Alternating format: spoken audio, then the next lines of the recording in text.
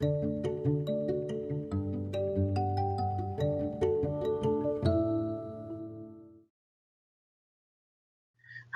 my name is Kelsey Shadow, and I teach 3rd grade at Cooper Elementary in Spokane Public Schools. Today we're going to explore some graphs together. We're going to start by reading a story and then looking at a few graphs and answering some questions. So let's begin.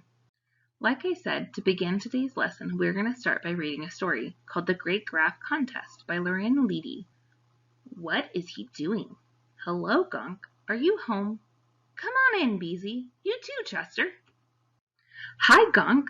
What are you doing? Hi, Beezy and Chester. I'm making graphs. I asked my friends, do you like mud? I put their answers under yes or no. More of us do like mud. That's a nice graph, Gunk. I have a lot more to show you. These are great. I like to make graphs too. Cherry pie is the favorite? Yuck. Oh, really? That's nice. Of course, my graphs are the best. They are not. They are so. Whoa there. Let's have a contest. You two will make some graphs, and I'll be the judge. I'll give points for correct math, creativity, and neatness. May the best graph win. I'm gonna win, Beezy. No, you're not, Gunk. Oh, boy. There's a pile of rocks. Hey, Gunk, can you make a rock graph? That sounds really hard. Only if you have rocks on your head. I wonder if there are more smooth rocks or rough ones.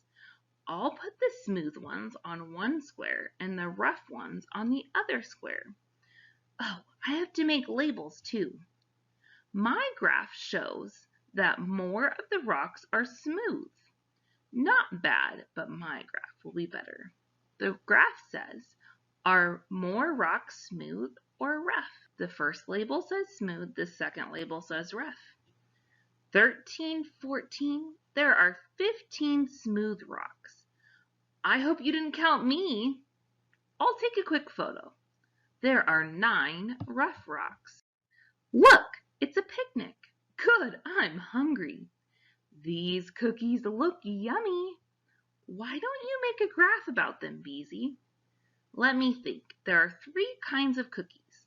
I wonder if there are more chocolate chip, oatmeal, or sugar cookies. I'll stack them up and find out. Are there more chocolate chip, oatmeal, or sugar cookies? My graph shows there are more chocolate chip cookies. I think Chester likes it. Only 5 oatmeal cookies are left. That's because we've been eating them. Sugar, oatmeal, chocolate chip. Yikes, this juice is freezing. Smile. Someone's coming, let's go.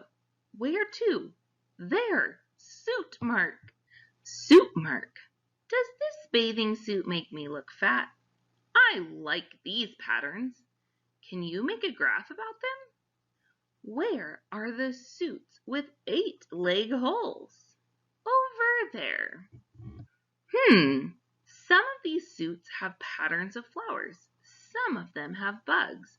And some of them have both flowers and bugs. I wonder which pattern is more of the bathing suits. Here's a Venn diagram. The suits with flowers are in the left circle. The suits with bugs are in the right circle, and the suits with both are in the middle, where the 2 circles overlap. What if a suit doesn't have bugs or flowers? Then it goes on the outside of both circles. More of the suits have bugs. Bugs are beautiful. This is a good graph. My next one has to be even better. She looks mad. Let's keep going. Look, the butterflies, they're dancing. They have such pretty colors. What are you going to do? Excuse me, could you hold still for a second, please? I want to find out which color is the most common in this group of butterflies. My graph shows that orange is the most common color for these butterflies, and purple is the least common. This is too good. My next graph has to be even better. Do you hear that noise? It sounds like cracking. It's coming from Grandpa Zolly's house. What's wrong? The eggs are hatching. All of them. Hello, Mr. Hummer. Come quickly, please. I think Gonk is going to make a graph about these eggs. Grandpa Zolly's excellent egg-sitting service. Mama? I'll draw a picture of each baby. Hey, snakes and turtles and reptiles. And the rest are birds. I wonder if more reptiles or birds hatched out. This graph should help me win the contest. See? More reptiles hatched than birds. There is one more reptile than birds. Oh no! How can I make a better graph than this one? Mama! Bye, Grandpa Zolly. Good luck. Let's go to the flower market. I've got an idea for my next graph. Excuse me, may I ask you a question? What are you going to do with your new flowers? I'm going to plant them in my garden. Sir, what are you going to do with this plant? It's a birthday gift from my friend. What are you going to do with this flower? I'll plant it in my yard. So, what will you do with your new plant? Eat it. I hope most shoppers want to plant their new flowers in the garden. I took a survey at the flower market, and here are the results. The survey question was, what will you do with your new flower? Chipmunk, plant it. Slug, give it away. Bunny, plant it. Caterpillar, eat it. Guinea pig, plant it. Mole, give it away. Woodchuck, plant it. Squirrel, give it away. Tortoise, eat it. What should shoppers do with their new flowers? Oh, only 2 are going to eat their plants. That leaves more for me. Oh no, that's another good graph. Am I going to win the contest? So, Chester, we've made a lot of graphs. Have you picked a winner yet? Pick me, pick me. Whose graphs are the best? Pick me, pick me.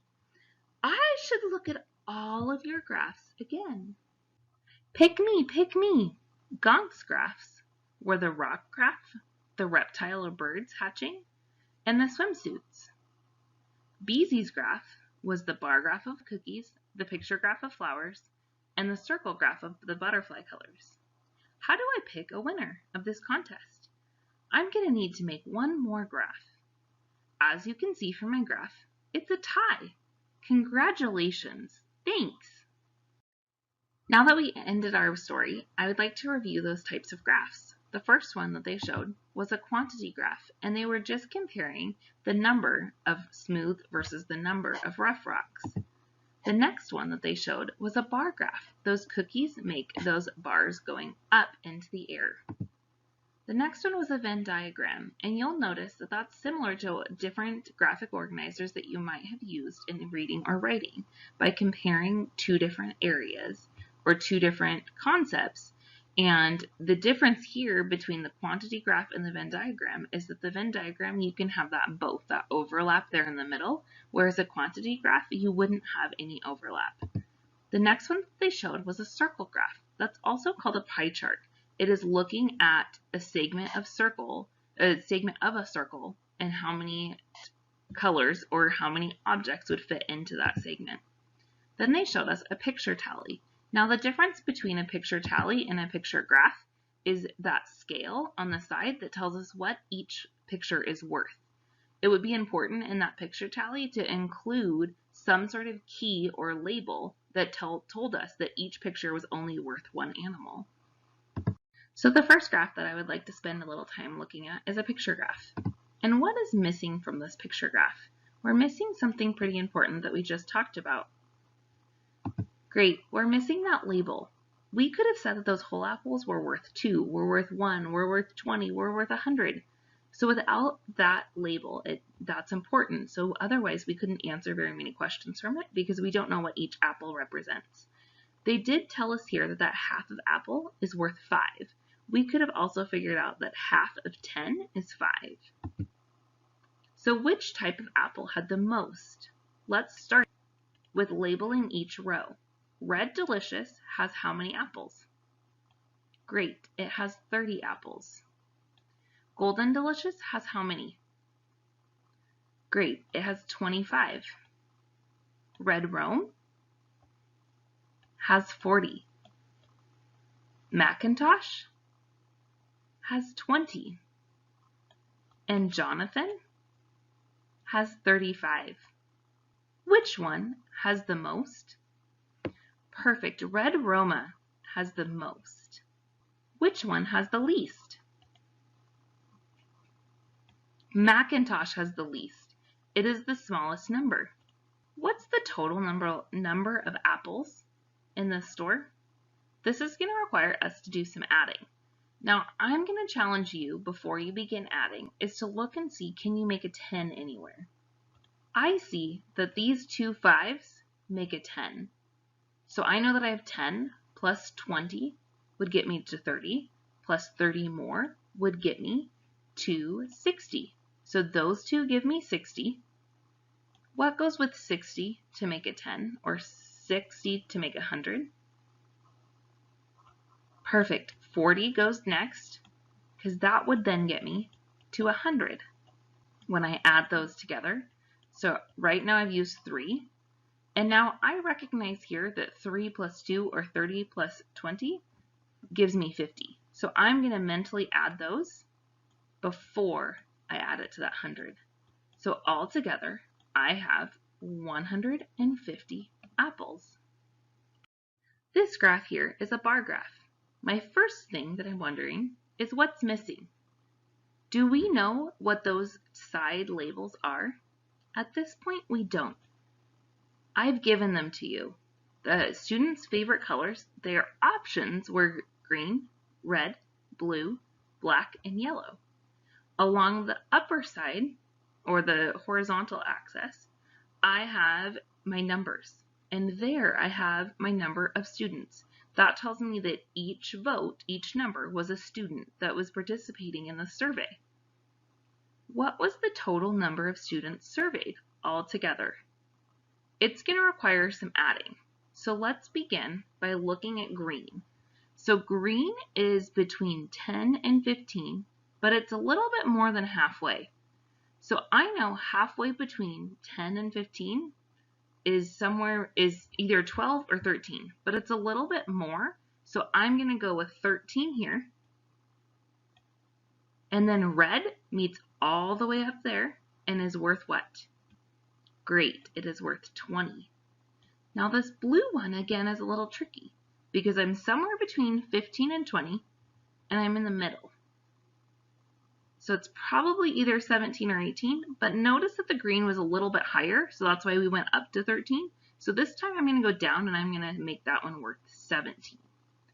My black is in between 0 and 5, and again it's on the lower side just like the blue one. So I'm going to make black worth 2. And then yellow, here I have, again, it's above halfway, but it's not quite all the way to the 10, so I'm going to make that one worth 8. Noticing that each one of these jumps on the side are worth 5. So that's important that we have to pay attention to those jumps on the side in order for us to be able to read that bar graph. Now in order to find the total number, I'm going to have to add some numbers together. Go ahead and begin your adding. Here I'm going to start by making groups. 20, I'm going to leave alone. Then I'm going to look at making that 3 and the 7 I know make a 10. So if I add 13 and 17, I would have 7 and 3 make a 10, and then plus the 2 other 10s would get me to 30. And then my 8 and my 2 also make a 10. Now I can count by 10s. So I have 20 plus 30 is 50, plus 10 more would get us to 60 students. Let's look at our next question. How many students liked red and blue? What are we going to have to do with those two numbers? Great, we're going to need to add those two numbers together. So red and blue, I have 20 red and I have 17 blue. So together, I would have 37 students that liked red and blue. My next one said how many more students liked yellow than black. So this time I'm asking how many more. I'm also looking at it and saying how many students are here in that section above. So if I took this line of 2 from that black, how much would that other segment be? So 2 plus what equals 8? I could also look at this one and say 8 minus 2 equals what? How many more students? Great job. It is 6 students more.